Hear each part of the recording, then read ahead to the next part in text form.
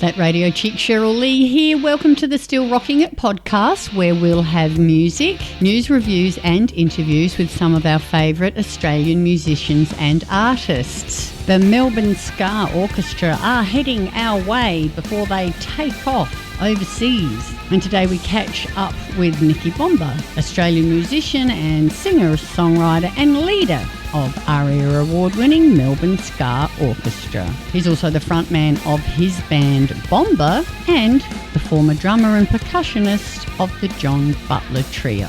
To catch up on podcasts from other favourite artists, simply go to thatradiochick.com.au. You're with Cheryl Lee, and I'd like to welcome into the Zoom room today Nicholas Caruana, a.k.a. Nicky Bomba. Thanks for joining us today, Nicky. No worries, my pleasure.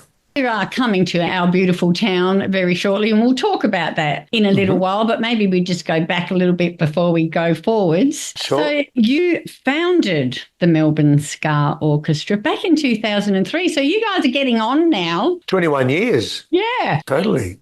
Hence the 21st anniversary tour. I think you go between maybe 27 to 32-ish musicians at any one time. It depends on what the airfares are at the time and the accommodation and who's available. But it's always kind of a minimum of like 19 to 20, and then depending on budgets and all that type of thing. Yeah, but it's it's always a circus on stage, nonetheless. I bet that's a lot of artists to wrangle. So I take my hat off to you for that. No worries. You have to take on the mother duties many times. Yes. I know what happens on tour is supposed to stay on tour, but No. The saying now was whatever happens on tour ends up on Facebook. Exactly, on social media. Goes viral. That's right. How difficult is it? I mean, the logistics alone are obvious, but the people management, any arguments, any biffo? Well, it's strange because the band was formed out of a love for the music in the first place. It wasn't sort of like, hey, let's get together and make this type of music and rule the world, all that type of thing. It came together simply as a tribute of the genre of ska and all things related to ska, because ska was the seed, really, that formed reggae and all those other things. So because of that, there is a kind of already a thing of like the egos are left at the door. And really there hasn't really been a situation where we've had to ask anyone to leave over, kind of not getting on. But there's been a couple of issues, we've been overseas and just really from, tiredness, but nothing like I've actually had experienced in any of the other bands that have had less members. So from a people management perspective, I think there's a real beautiful understanding with the band that people get that something like this doesn't work on paper. So for it to actually have had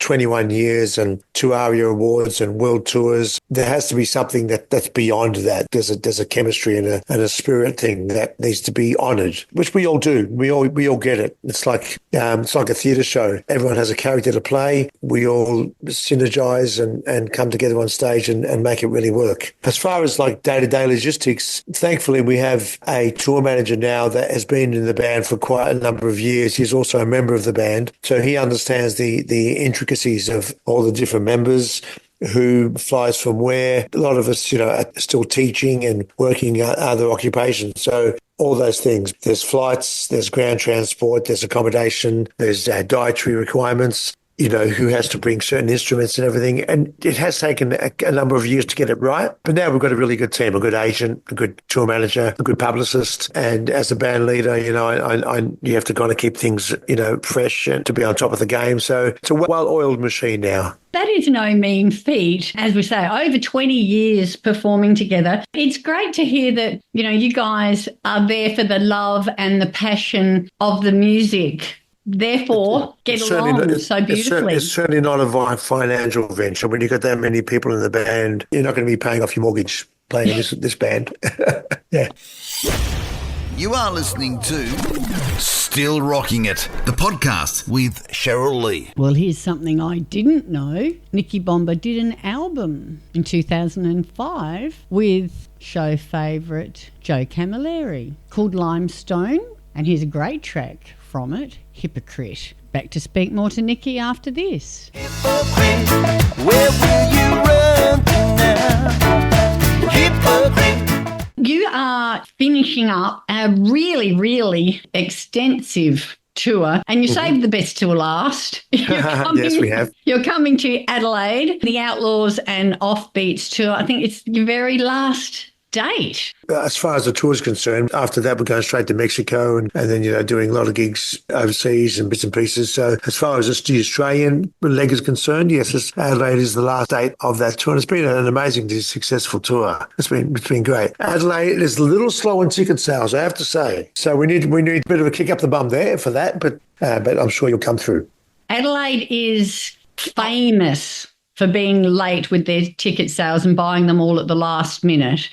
We're very naughty, we're very late, but we always get there in the end. So Adelaideans, get on to the website. We are Saturday the 19th at our Hindley Street Musical. Great venue. Have you played there before? Never. First time for me. We always, the Gov Adelaide was the first time I ever toured interstate when I was like 14 years old. And then when I had a band called The Truth, it was the first place that we ever played at the Cargo Club years ago. It is a special place for me to get to. And a lot of friends there, long-time friends. And one of the singers is from Adelaide as well, originally. So she's hoping to get a hometown crowd in. But never played that venue before. So looking forward to that. It is a little bit new. It's been renovated and given a bit of a facelift, and now it is beautiful. I think you will love it. Here I am thinking you're going to get a rest, but no rest for the wicked. When you finished here, you're off overseas for a while. Yep, we're going to Mexico. We played there last year and didn't realise how popular we were there. And they invited us back this year to do a whole run of gigs. One particular gig, there's like 10, 15,000 people and we're going to be playing at. So it's great. It's a privilege to be asked. Do you guys ever sleep? If you see the performance, there's 2 hours of non-stop activity. So we've been doing this a long time, and you know that you have to get your sleep in and good food and everything. I mean, I think we're all probably past the young date where you could stay up till 5 o'clock in the morning and have 2 hours sleep and be up and at 'em. So it's actually quite funny. But before the gig, sometimes we're doing yoga, sipping cups of tea, and everything is like very rock and roll, isn't it? So no fireballs and Jaeger bombs on your rider, then? No. I'd say what the rider is. It's coconut water, a couple of bottles of wine, minimal amount of beer, but not a great deal. Orange juice, cranberry juice, ginger beer, Red Bull. And we've just introduced a juicer so we can get some fresh juices and have that type of thing. Yeah, it's not that rock and roll. We did that in the early days, We've got stories to tell, don't worry. Exactly. And I was going to congratulate you. You mentioned your second album, Sierra Kilo Alpha, and you did a national tour to support it, won the ARIA Award that year for the Best World Music Album. Congratulations. That's correct. Your follow-up, I find this really interesting, album Saturn Returns. You released on a rocket-shaped USB drive. I'll get one for you to show you what it looks like. Yeah. Wow. That's awesome. No record. Did you have it on vinyl or CD? What happened, we recorded Sierra Kilo Alpha and we were so prolific that we actually wrote enough songs for 2 albums. And it was a great time to kind of get together and we're a very creative bunch. There are amazing musicians within the band. We're very lucky to have the caliber of musicians that we have. Just for something different, like instead of just doing another album straight away, because there's a lot of cost involved in putting vinyl and all the artwork and everything. So we thought, well, we'll just do something like this, and people still buy it, which is, it's a cool little thing. I love that. It's not available on CD or vinyl. So cool. Yeah. You're ahead of your time. Still Rocking It podcast with that radio chick, Cheryl Lee. Special thing from the Sierra Kilo Alpha album. And then back to speak some more to founding member, drummer and band leader of the Melbourne Ska Orchestra. You know you've got that special thing. I really, really love this concept as well. You announced in 2018 that you would release one song every week, every Friday. So it was called 52 Fridays for a whole year. 1 year of Ska, that's right. That was madness. honestly. Like, it started off really good. It started off like, yeah, we can do this, ahead of the game. And at the time, we kind of had a budget. 6 months in, we'd blown the budget. So we had to go, what are we going to do now? And so I set up a little studio in Collingwood specifically to do the rest of the album. At the start, we had a bit of catering involved. It was a bit like, oh, this will be fine. By the end of it, it was like, 3 o'clock in the morning, $1 coffees from 7-Eleven, late night souvlaki's and everything, kebabs. But we did it. Of course, we won an ARIA for that as well, too. Congratulations. It was for the Best World Music Album in 2019. Yeah. What a concept. What a thing to take on. And congratulations for making it. It was a military operation, but it was actually, when we finished, as much hard work as it was, we all kind of went back and go, can we do something like that again? It was a really beautiful dedication to creativity. Any ideas were welcome. I was very proud of that, and I still am. It still sells very well, that CD. It's a beautiful thing. You should be very proud of it, and everybody involved as well. It's fabulous. Yeah, do it again. Once a month or something about that. It really is crazy. But, I think there should be some kind of achievement in the Guinness Book of Records or something. That must be some sort of triumphant record, I reckon. You are from a very talented musical bunch of siblings. Where did you guys get all this talent from? Were your parents musical? Well, I think, you're going to have a natural kind of connection to it. I think, my father he wasn't a musician as such, but he loved music and he encouraged music in the household. We used to have a little family dance band, a bit like the Jackson 5 of the Maltese community or, the Partridge Family. So we were always most weekends we were playing. It was a Maltese engagement or wedding or a ball or something. And we didn't think anything of it, like at the age of 10 or 11, I was doing a little floor show singing, even though I was playing drums, I had to get out and do a little floor show singing My Ding-a-Ling by Chuck Berry, which was very cute for you probably wouldn't get away with it these days, but and he didn't think anything of it. He just did it. Dad was kind of the manager. He used to sing all the Maltese songs as well. And when he was 70, I recorded all of the traditional Maltese songs so it would have a legacy before he passed. So I think, the encouragement of Dad, the love for the music, it was an environment that welcomed. I pinpoint, I was born in Malta, but the Maltese community in Australia was very active in celebrating whatever you did, whether it was, good at sports or good at, and obviously with the music thing, it was encouraged, and we had a lot of guidance and good energy around us, so. Yeah. But for us, it was kind of second nature. It's kind of what we did, Yeah. And then when we got older, it was like, at 16, I remember thinking, am I going to do this for my living now? Or, I was into electronics at the time. I was going to get an electronics engineer. And no, it was like, well, let's try it. And then ended up at 16, I left school and did year 11 by correspondence and did my first tour. And you haven't looked back since. It really was a family affair. Although you had an interest in electronics, really, there was never any other plan B. This is what you were going to do. This is your passion. It was either this, electronics, or a park ranger. As a result, I live in the country now. I live in the hills of Victoria. I have a recording studio, so you have to kind of be electronically minded to run these things anyway. You are listening to Still Rocking It, the podcast with Cheryl Lee. Instead of My Ding-a-Ling by Chuck Berry, let's have a little bit of Johnny Be Good by Chuck Berry. And then back to speak some more to Nicky. Deep down in Louisiana, close to New Orleans, way back up in the woods among the evergreens. For the uninitiated, perhaps you could just quickly wrap up what ska music is. Sure.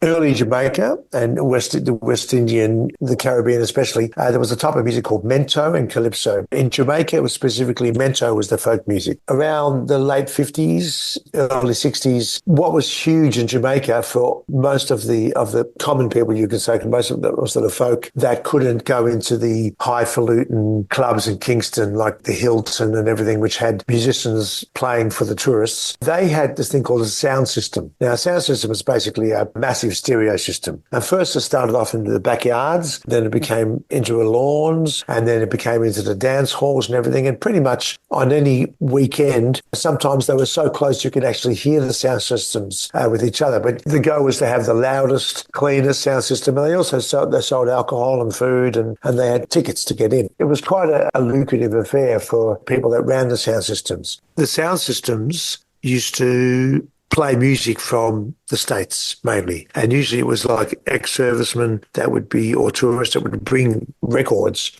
After a while, this type of music in the States dried up. The people didn't want that type of music, so you couldn't get those records anymore. And it was around the time of Jamaican independence, 1962. So they said, look, we love this type of music. When we can't get it anymore, why don't we just make it ourselves? But they wanted to make something different. A classic R&B tune at the time would be like, very